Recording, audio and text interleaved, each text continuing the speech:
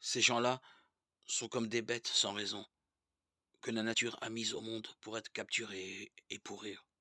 Ils outragent ce qu'ils ignorent. Ils pourriront donc avec les animaux. Ils récolteront le malheur comme salaire du malheur qu'ils auront causé. Ils croient trouver leur bonheur dans les plaisirs qu'ils prennent en plein jour. Ils ne sont que taches et souillures avec leurs plaisirs et les tromperies qu'ils emploient quand ils s'empiffrent avec vous.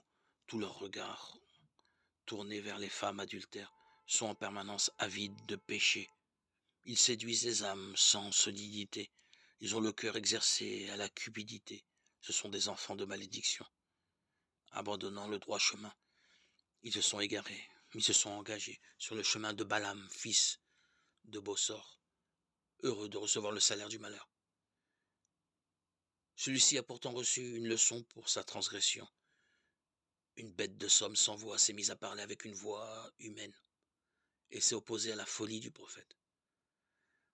Ces gens-là sont des sources sans eau, des nuées emportées par la tempête.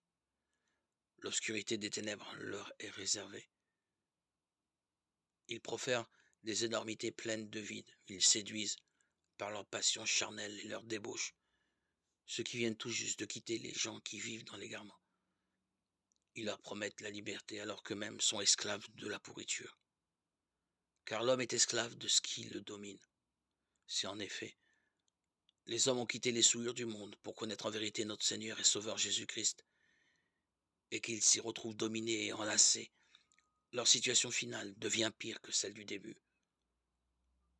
Il aurait mieux valu pour eux ne pas avoir connu le chemin de justice que de l'avoir connu et de s'être détournés du saint commandement qui leur avait été transmis.